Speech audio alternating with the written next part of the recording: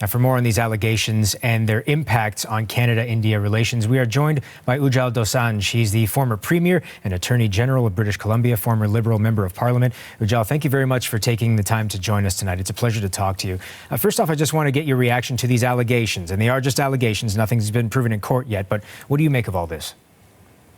Well, they're very serious allegations. If you have thousands of students coming from India pretending to want to study in this country and then simply crossing the border into the U.S., that's a huge scandal in itself, if it's true.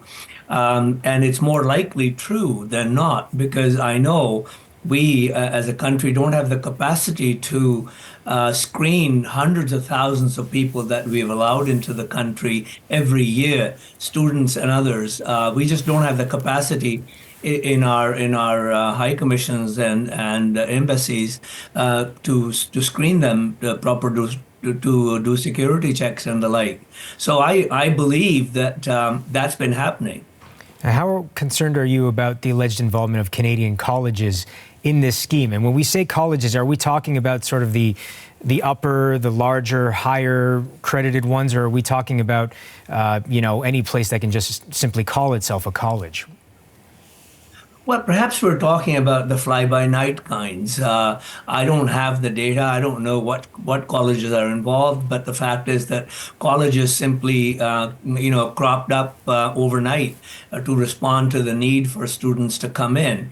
And part of the story says that some of the money students gave to the colleges was then returned to India. Mm-hmm. Now, I wouldn't be surprised if it's the same outfit that's sending people here that has some agents or others who are setting up these, colleges,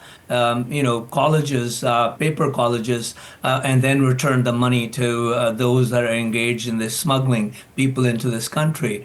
That's quite credible, too. This all comes at a time when relations between Canada and India are not very good, especially, given everything that's happened lately politically. Why do you think, first off, that India is raising these allegations now? And second of all, how much can we rely on their authorities for help in fixing this issue? Well, first of all, the smuggling of people into other countries has gone on in India for a long, long time. This is nothing new. And if they're now paying attention, perhaps it's much larger than before, or perhaps they might have other motivations to cause some trouble for Canada, because our relationship isn't as great as it should be. But I believe that if it's a serious problem, Canada needs to investigate it on its own, whether or not India is investigating, because I know fraud continues both in the student movement here as well as in the people who come on work permits or with the Labor Department, the acceptance letters from government. And many of those workers don't get the jobs, in fact, end up paying thousands of dollars to these so-called employers who never employ them. And so the fraud in immigration into Canada is extremely high. And it's been going on for quite a while now, it would seem, if the allegations are to be true. And we've done stories on similar issues before. This all, of course, stemmed from the Patel family incident on the border between Manitoba and Minnesota. So in discussing what needs to be done, I'll ask you, you are a former high-ranking politician in Canada. You know what our system looks like and some of the issues that we face. What can be done? What must be done to fix this? Well, first of all, we need to speak to each other. The government of Canada needs to speak to the government of India, and that's not happening very much at this moment. Their democracy is not as good as ours. It's more flawed than ours. But the fact is, despite the Nidja thing, despite all of that prosecution that's going on, we can perhaps carve out a portion of our relationship where we can actually cooperate so that we don't have non-existent students coming in and then jumping the border into the U.S., causing a problem for us vis-a-vis the United States of America as well.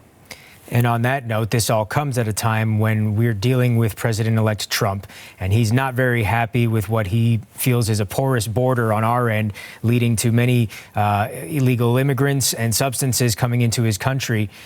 Do you think that this investigation and the allegations coming out of it prove that, maybe Trump has a point?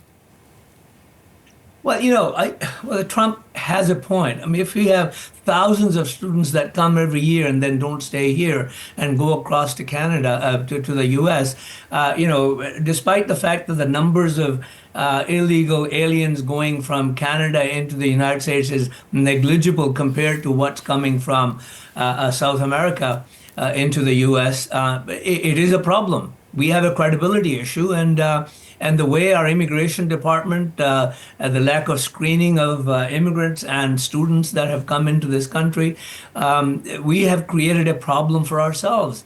And the government has done a great disservice by inviting all of these people unscreened into the country who aren't necessarily, valid immigrants or valid students.